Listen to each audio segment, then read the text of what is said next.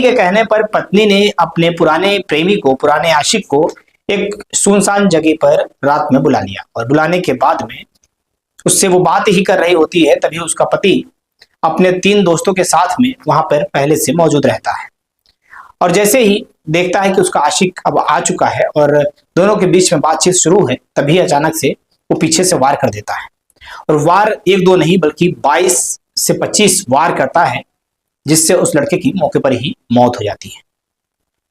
लड़के की मौके पर मौत होने के बाद में तीनों आरोपी वहां से फरार हो जाते हैं, लेकिन वार करते समय पर इतना तेजी से वार चल रहा था कि उस लड़की के पति की उंगली जो है कट करके वहां पर गिर जाती है।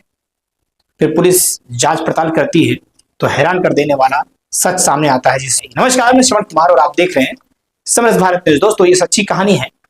उत्तर प्रदेश के राजधानी लखनऊ के पास काकोरी स्थान के पास में एक नदवा पुल है।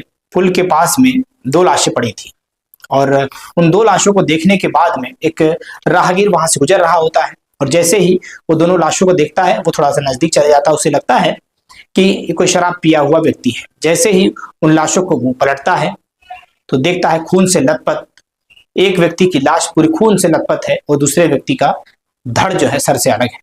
ये देखने के बाद वो कांप जाता है, सहम जाता है, जोर जोर से चिल्लाने लग जाता है। वो कहता है बचाओ। वो खुद को गुहार लगाने लगा कि मुझे बचाओ, क्योंकि वो बेहोश हो चुका था और आसपास के लोग और भी लोग जाते हैं तो पहले तो उसके पानी उसके मुंह पर छिड़ते हैं। वो जागता है, उठता है और फिर सभी लोग मिल करके डायल 112 पर सूचना करते हैं। थाने पर ये सूचना जैसे ही प्राप्त होती है, कंट्रोल रूम में सूचना जाती है कि 2 मृत शरीर यहाँ पर पुल के पास में फेंकी पड़ी है, तो कृपया करके जल्द से जल्द यहाँ पर आने का कष्ट करें। पुलिस मौके पर पहुंचती है। पहुंचने के बाद में शव को कब्जे में लेकर के पोस्टमार्टम के लिए भेज दिया जाता है। पोस्टमार्टम जब रिपोर्ट सामने निकल के आती है तो चौंका देने वाला खुलासा होता है। पता चलता है कि उसमें से एक लड़का जिसको बहुत बेरहमी तरीके से मारा गया, जिसको एक ही वार में उसका गर्दन धड़ से अलग हो गया और दूसरे लड़के को 25 चाकुओं के वार किए गए अलग अलग हथियारों से और उसके शरीर के अलग अलग स्थानों पर उसे छिन्न भिन्न करके मारा गया। जैसे ही इस खबर को सोशल मीडिया या न्यूज़पेपर के माध्यम से जब बाहर निकल के आती है, सभी लोग सन्न हो जाते हैं, घबरा जाते हैं और ये लोग जो है पता करने में लग जाते हैं कि ये दोनों लड़के आखिर हैं कहाँ के। तो जिस पुल की जिक्र हो रही है, उस पुल से महज 5 किलोमीटर की दूरी पर एक गांव है। गांव का नाम है पानखेड़ा। वहां के रहने वाले व्यक्ति हैं रमेश चंद, उनका बेटा रोहित राजपूत जिसकी उम्र 26 साल, और एक किसान है जिनका नाम राम नरेश है, उनका बेटा मनोज राजपूत जिसकी उम्र 27 साल है। अब रोहित और मनोज दोनों बहुत जिगरी दोस्त थे और जिसमें जो रोहित है इसकी तो रेलवे में नौकरी भी लग चुकी थी, लेकिन मनोज के कहने पर ये दोनों साथ में एक दूसरे के साथ रहा करते थे। पुलिस ने पूछताछ करना शुरू किया, परिवार वालों को बुलाया। परिवार वालों को लाश को जब दिखाते हैं, परिवार के लोगों का रो रो कर बुरा हाल हो जाता है। लोग चिंतित हो जाते हैं, सोचने पर मजबूर हो जाते हैं कि आखिर हमारे बच्चों ने किया क्या था। ये तो घर से ये कह करके निकले थे कि मैं बर्थडे प्रोग्राम में जा रहा हूँ, लेकिन इनके साथ में इतनी बड़ी वारदात हो जाएगी इसका हमें कोई अंदेशा नहीं था। इनकी किसी से दुश्मनी भी नहीं थी। मेरा बेटा रोहित तो कुछ दिनों बाद में नौकरी पर जाने वाला था, छुट्टियों पे घर आया हुआ था, लेकिन उसके साथ में इतनी बेरहमी तरीके से उसको मार दिया गया, एक ही वार में उसका सर धड़ से अलग कर दिया गया। क्या गुनाह किया था उसने। इस प्रकार से घर वाले रो रहे थे, चिंता कर रहे थे। पुलिस को इस बात की जानकारी जैसे ही लगती है, अब ये मामला धीरे धीरे सोशल मीडिया के माध्यम से बड़ा तेजी से चलाया जाता है, अलग अलग अखबारों में चलता है। ये घटना मुख्यमंत्री योगी आदित्यनाथ जी के कानों तक पहुंच जाती है। जैसे उन्हें इस बात की जानकारी मिलती है, वो एक हाई कमीशन पूरी टीम गठित कर देते हैं और कहते हैं कि इस पर जल्द से जल्द इस परिवार को न्याय मिलना चाहिए। अब पुलिस जब हाई प्रोफाइल मामला हो जाता है तो पुलिस वाले जब इसकी जांच पड़ताल करने लग जाते हैं, जिसमें थाने की 2-2 थानों की टीम लगाई जाती है। सीओ साहब पूरी तरीके से इस पे नजर बनाए हुए रहते हैं। पता चलता है कि रोहित का और मनोज का दोनों का फोन, उनका सीडिया निकाला जाता है, उनसे पूरी कॉल डिटेल की जांच की जाती है। जांच में कुछ भी पता नहीं चलता है। रोहित के फोन में तो कुछ भी नहीं मिलता है, लेकिन जो मनोज राजपूत था उसके फोन में एक नंबर से तकरीबन 35 दफा उसे फोन लगाया गया था। प्रयास किया जा रहा था उससे बात करने का, लेकिन उस फोन से उसकी बातचीत कनेक्टिविटी नहीं हो पाती है। तभी उस डिटेल में बहुत सारे और जो नंबरों से कॉल डिटेल निकाले जाते हैं। तभी अचानक से एक सिम से पता चलता है कि एक फर्जी सिम है जिससे 35 बार कॉल किया गया था, और एक और नंबर है जिससे बातचीत इसकी होती है, कभी हफ्ते में, तो कभी 10 दिन में, कभी महीने में, लेकिन जब बातचीत होती है तो घंटों होती है और बहुत सारी बातें होती हैं। अब पुलिस को जब इस बात की जानकारी लगती है तो उस सिम को ट्रेस किया जाता है। सिम को ट्रेस करने के बाद में पता चलता है कि यह नंबर उसी क्षेत्र के पास में एक गांव है जिसका नाम ईट है। ईट के गांव की रहने वाली एक लड़की है जिसका नाम दीपिका है। अब दीपिका का नाम जैसे ही सामने आता है तो सभी लोग अब चिंतित हो जाते हैं कि आखिर ये दीपिका कौन है। अब दीपिका को पुलिस जो है पूछताछ के लिए थाने पर बुलाती है। दीपिका नहीं आती है। पुलिस मौके पर घर पे जाकर के छापा मारती है और रात में उठा करके उसे बोलती है कि थाने पर अब तुम्हें चलना पड़ेगा। लेडीज कांस्टेबल साथ में जाते हैं और सुबह उसे थाने पर ले आते हैं। और जब थाने पर वो पहुंचती है दीपिका, तो उससे पूछताछ जब शुरू करती है पुलिस, तो पुलिस पूछताछ में पता चलता है कि जो मनोज है, मनोज उसका क्लासमेट हुआ करता था। दोनों बहुत अच्छे दोस्त थे और दोनों के बीच में स्कूल लाइफ से ही दोनों के बीच में अफेयर चलता था।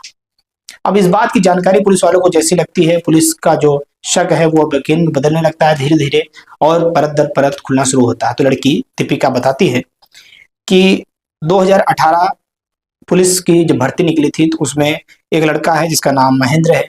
महेंद्र की उसमें नौकरी लग जाती है यूपी पुलिस में, और वो कांस्टेबल बन के जब घर आता है तो रिश्ते की बात उसके परिवार के लोग, दीपिका के परिवार के लोग उससे तय करते हैं और धीरे धीरे बातचीत शुरू होती है। और बातचीत शुरू होने के बाद में 2021 जून के महीने में महेंद्र से दीपिका की शादी हो जाती है और शादी बड़ी धूमधाम से होती है। दीपिका और महेंद्र दोनों एक दूसरे के साथ में हंसी खुशी से रहा करते थे।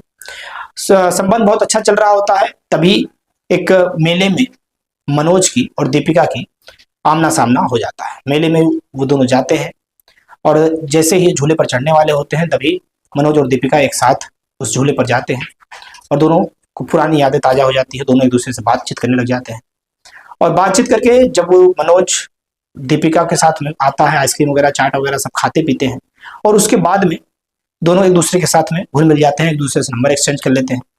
अब दोनों के बीच में पुरानी यादें फिर से ताजा हो जाती है। दोनों एक दूसरे से बातचीत करने लग जाते हैं, फिर से वही पुराने अवैध संबंध, फिर से कहीं कहीं बाहर मिलना, कहीं छुपके से मिलना, इस प्रकार से दोनों के बीच में चलने लग जाता है। तब महेंद्र जो है ड्यूटी से जब अपने घर आता था तो जो दीपिका है वो बड़ी उदास हो जाती थी, सोचने पर मजबूर हो जाती थी कि कब ये घर से निकल के जाएगा। और उसके जो परिवार के लोग होते हैं उसका चिड़चिड़ापन देख करके वो भी बड़ा दुखी हो जाते हैं। वो कहते हैं कि महेंद्र बेटा, जब तुम ड्यूटी पर रहते हो तो तुम्हारी पत्नी यहाँ पे बड़ी खुशी से रहती है, लेकिन जब तुम ड्यूटी से चले आते हो तो तुम्हारी पत्नी इतनी नाराज क्यों हो जाती है, इसके बारे में तुम कुछ जानकारी निकालो। अब महेंद्र जो है, महेंद्र को भी इस बात की शक धीरे धीरे मन में होना शुरू हो जाती है। अब महेंद्र जो है अपनी पत्नी का धीरे धीरे पीछा करने लग जाता है, जानकारी निकालने लग जाता है। और जब जानकारी जब उससे निकल के सामने आती है तो अपनी पत्नी से कहता है कि अब तुम बताओ मुझको कि तुम जाती कहाँ हो, करती क्या हो, और मैं जब आता हूँ तो इतनी उदास हो जाती हो और जब मैं चले जाता हूँ तो तुम बड़ी खुश रहती हो। दोनों के बीच में अनबन बहुत ज्यादा होना शुरू हो जाता है और धीरे धीरे बातचीत बंद होने लग जाता है। तभी अचानक से एक दिन महेंद्र को इस जानकारी लग जाती है कि उसकी पत्नी किसी और लड़के के साथ में है और उस लड़के का नाम मनोज है। और जब जैसी इस बात की जानकारी महेंद्र को लग जाती है, महेंद्र अपनी पत्नी को अपने सामने बैठाता है और कहता है कि अब तुम तय करो कि तुम्हें मेरे साथ रहना है या उस लड़के के साथ, मनोज के साथ रहना है। उसकी पत्नी कहती है कि मेरी तुम्हारे साथ शादी हुई है, मुझसे जो भी गलतियां हुई उसको मुझे माफ कर दीजिए और मैं आप ही के साथ में रहना चाहती हूँ। मैं किसी मनोज को नहीं जानती और मनोज के साथ रहना भी नहीं चाहती। पुराना मेरा संबंध था लेकिन अब से मैं उसको बिल्कुल भी भुला चुकी हूँ। अब मैं उसके साथ नहीं रहना चाहती। बातचीत हो जाती है लेकिन फिर भी दीपिका के मन में मनोज का जो प्यार है वो उसी प्रकार से बरकरार रहता है। छुप छुपा करके फिर भी मिला करती थी, लेकिन अब उस कदर से नहीं मिला करते थे जिस कदर से पहले हुआ करता था। अब मनोज जो था उसने साफ साफ मना कर दिया कि जब तुम्हारे पति को इस बात की जानकारी लग गई, उनको अच्छा नहीं लग रहा है, तो तुम बिल्कुल भी मेरा साथ छोड़ दो, नहीं तो बात कुछ बिगड़ सकती है। जो दीपिका थी ये भी मान जाती है, दोनों के बीच में समझौता हो जाता है। और जो उसका पति है महेंद्र, अचानक से एक दिन ड्यूटी से घर आता है। उसकी तैनाती अयोध्या में रहती है। अयोध्या लखीमपुर खीरी से अयोध्या से जब वो घर आता है अपनी पत्नी से बातचीत कर रहा होता है, तभी उसके मन में कुछ षड्यंत्र, कुछ प्लान चल रहा होता है। वो अपनी पत्नी से कहता है कि तुम अपने पुराने आशिक को एक बार मेरे सामने दिखा तो दो, मुंह तो दिखा दो, कैसा दिखता है कि मैं पुलिस वाला होकर के मेरी इतनी अच्छी हाइट है, 6 फीट का मैं लड़का हूँ, उसके बावजूद तुम्हें तुम्हारा पुराना बॉयफ्रेंड याद आ गया, तुम्हारा क्लासमेट याद आ गया कि तुमने मुझको धोखा देना शुरू कर दिया। आखिर है कौन इसके लिए तुम इतनी पागल हुई फिरती हो? उसकी पत्नी समझाती है कि अब हमारे बीच में कुछ भी नहीं है। तो वो कहता है कि मैं तुम्हें कसम खा के कहता हूँ कि मैं उसके साथ कुछ भी नहीं करूंगा, बस एक बार उससे मैं देखना चाहता हूँ, उससे मैं मिलना चाहता हूँ। जैसे महेंद्र की प्यारी प्यारी बातों को वो सुनती है, वो सोचती है कि ठीक है, कोई बात नहीं है, वो मेरी चॉइस को देखना चाहता है, मैं कितने अच्छे लड़के को पसंद करती हूँ, तो क्यों ना मैं एक बार मनोज को बुला लूँ। अब वो एक नंबर देता है, उस नंबर से वो कई बार उसको कॉल करती है, लेकिन जो उसका बॉयफ्रेंड है मनोज, वो फ़ोन नहीं उठाता है। तकरीबन 35 बार वो उसे संपर्क साधती है कि वो उसके पास में आ जाए और आकर के एक बार उसके पति से मिल ले। कई बार जब वो फ़ोन करती है तो वो जो लड़का है वो इमोशनल हो जाता है, वो कहता है कि चलो ठीक है, कहाँ आना है। जैसे इस बात को सुनती है वो लड़की, उस लड़के अपने पति से पूछती है कि कहाँ बुलाना है बताओ। तो लड़का, उसका जो पति रहता है, वो बोलता है बरकताबाद का एक जगह है, वहीं पर, बोलता है कि वहीं पर बुला लो, और वहीं पर करीब तकरीबन रात के 8 बजे करीब में। वो लड़की कहती है कि 8 बजे रात्रि के समय पर तुम बरकताबाद आ जाना और मैं वहीं पर तुमसे मिलूंगी। अब वो लड़का कहता है कि ठीक है। वो अपने दोस्त रोहित को, जो कि उसका बचपन का दोस्त था, उसको कहता है कि यार चल, एक वहीं पर वो जो पुरानी वाली मेरी गर्लफ्रेंड है वो बुला रही है। रोहित उसे मना करता है कि रात का समय है यार, मत जा, दूसरे दिन जाना, तुम्हारा तो पहले मैटर भी हुआ था। लेकिन वो कहता है कि नहीं, ऐसी कोई बात नहीं है, सिर्फ नॉर्मली बातचीत करने के लिए जा रहे हैं और मैटर तो पुराना पहले से सॉल्व हो चुका है। रोहित के मना करने के बाद में भी, रोहित उसका जिगरी दोस्त था इसलिए रोहित मना भी नहीं कर सकता था। रोहित और मनोज ने अपने घर पे कहा कि एक बर्थडे प्रोग्राम है और हम घर से 5 किलोमीटर दूरी पर बरकताबाद जा रहे हैं, और बर्थडे जैसे ही खत्म होगा हम जल्दी घर चले जाएंगे। घर वाले इंतजार करते रह जाते हैं, रात भर वो घर नहीं आते हैं, और सुबह जब पता चलता है तो लाश पोस्टमार्टम हाउस से बरामद होती है और घर वालों का रो का बुरा हाल हो जाता है। अब जैसे ही बर्थडे प्रोग्राम में पहुंचते हैं, और पहुंचने के बाद में, अब ये तो बर्थडे ये कहते हैं, लेकिन जो लड़की है वो पहले से वहां पर मौजूद रहती है। अब मनोज से को देखती है, मनोज को देखने के बाद में बहुत खुश हो जाती है, उसके पास आती है, उससे बातचीत करना शुरू करती है, पुरानी बातों में खो जाते हैं। तभी अचानक से पीछे से उसका पति, जिसका नाम महेंद्र है, वो अपने तीन और साथियों के साथ में मिल करके उसके ऊपर हमला कर देता है और बुरी तरीके से उसको घायल कर देता है। 25 वार करता है उसके शरीर पर, अलग अलग डंडों से, अलग अलग चाकू से, अलग अलग तलवार से, और बुरी तरीके से घायल करके उसके मौके पर मौत हो जाती है। उसका दोस्त रोहित राजपूत उसे बचाने के लिए आता है, लेकिन उसको एक ही वार में उसका सर धड़ से अलग कर देते हैं, उसके मौके पर मौत हो जाती है।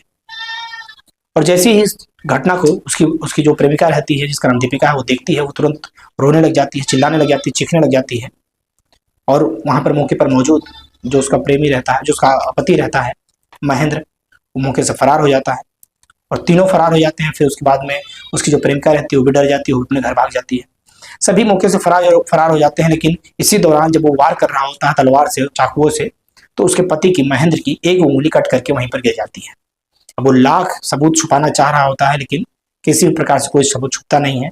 उसकी उंगली से ये तय हो जाता है कि ये महेंद्र, जो कि कांस्टेबल है, ये उसी की उंगली है। और पुलिस सभी आरोपियों को गिरफ्तार कर लेती है, उस महिला को भी गिरफ्तार कर लेती है, सबको गिरफ्तार करके जेल भेज दिया जाता है। और पुलिस को जिस प्रकार से सख्त निर्देश दिए गए थे मुख्यमंत्री योगी आदित्यनाथ जी की तरफ से कि इस पे बहुत कठोर से कठोर कार्रवाई होनी चाहिए, तो इस पे कठोर से कठोर कार्रवाई हो भी रही है, और सभी को हो सकता है कि इसमें आजीवन कारावास भी मिल सकता है। तो दोस्तों, ये कहानी सुनाने का उद्देश्य हमारा किसी व्यक्ति विशेष को ठेस पहुंचाना मकसद नहीं है, अभी तो आपको जागरूक करना है, आपको सजग करना है कि आप अपने, अगर किसी भी प्रकार से एक महिला के चक्कर में, इस महिला ने किस तरीके से, आप देख सकते हैं कि एक रोहित जो कि निर्दोष था, उसका कोई भी गुनाह नहीं था, उसकी जान इसमें चली गई। और साथ साथ में महेंद्र के साथ में जो 3 लोग थे जिन्होंने उसका साथ दिया, कोई लेना देना नहीं था उनका, केवल अपने दोस्ती के नाते वो चले आए। आज उनको भी जेल की रोटियां खानी पड़ रही है, जेल में सड़ना पड़ रहा है। और इधर मनोज का पूरा जीवन बर्बाद हो चुका है, अब वो इस दुनिया को छोड़ करके चला जा चुका है, उसके घर के परिवार का भी जीवन पूरी तरीके से बर्बाद हो चुका है। रोहित का, जो कि अब उसके माता पिता उसके ऊपर आश्रित थे, क्योंकि उसके बेटे का नौकरी रेलवे में लग चुका था, लेकिन अब पूरी तरीके से वो जब एक ही बार में उसकी मृत्यु जब वहां पर हो जाती है, तो पूरा परिवार अब रो रो कर बुरा हाल है। पूरी तरीके से कहें तो 5 से 6 लोगों का परिवार इसमें पूरी तरीके से बर्बाद हो चुका है केवल एक महिला के कारण से।